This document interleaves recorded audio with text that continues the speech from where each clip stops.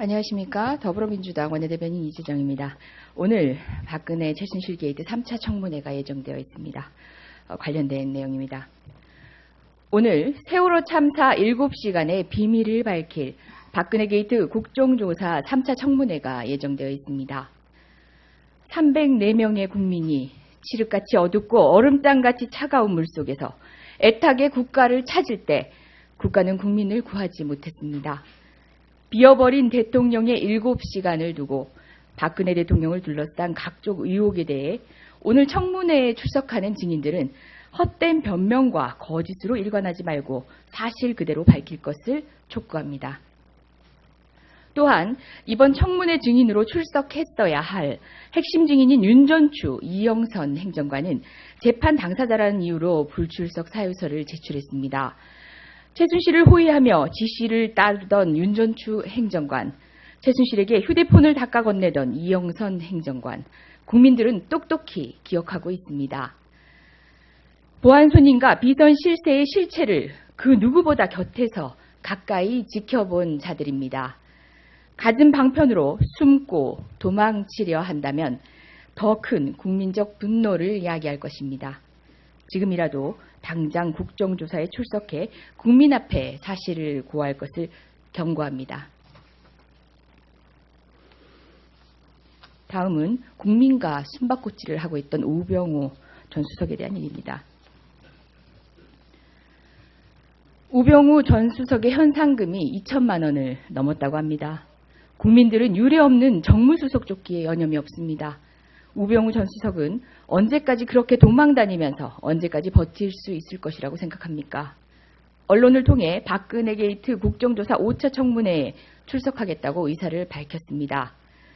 그러나 국민들은 박근혜 정부 주요 인사들의 비겁함과 치졸함에 대해 어떻게 저런 사람들만 골라 임명했냐며 부끄러움을 감출 수 없는 상황입니다.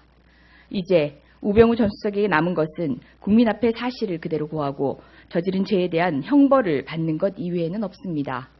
국민 앞에 설 마지막 기회입니다. 또다시 도망갈 생각하지 마시고 국정조사에 반드시 출석하기 바랍니다. 국정교과서 얘기입니다. 세월호 참사마저도 국민의 탓으로 돌리고 있습니다. 박근혜 정부의 후한무치함은 도대체 어디까지입니까? 모두가 반대한 국정교과서가 세월호 희생자와 유가족들의 가슴에 또다시 대못을 받고야 말았습니다. 세월호 참사는 고속 성장의 이면에 따른 대형 안전사고, 역사교과서 워크북 원고본에 기술된 세월호 참사 설명입니다. 구할 수 있었고 구했어야 합니다. 하지만 박근혜 정부는 국민을 구하지 못했고 구할 생각도 없었습니다. 304명의 생떼 같은 가족을 잃은 유가족들은 슬픔과 오열 속에서 살아야 했습니다. 정부를 대신해 그 슬픔을 함께 나누고 있는 국민은 오히려 세월호 참사의 책임을 떠안아야 되는 존재로 전락하고 있는 지경입니다. 국민을 탓하지 마십시오. 모든 책임은 정부에게 있습니다. 온갖 거짓과 허위사실로 아이들마저 현혹하려는 그 못된 시도 당장 중단하십시오. 어제 있은 진경준, 김정주에 대한 판결에 대한 더불어민주당의 입장입니다. 어제 법원은 진경준 전 검사장과 김정주 대표의 뇌물죄에 대해 무죄를 선고했습니다. 이번 법원의 판결로 진경준 전 검사장은 130여억 원에 달하는 부당이득을 고스란히 챙길 수 있게 되었습니다.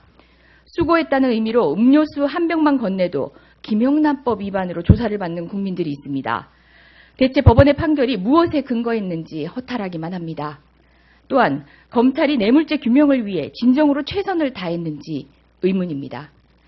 사법부와 검찰은 국민 앞에 당당할 수 있습니까? 국민 보기 부끄러운 줄 아십시오.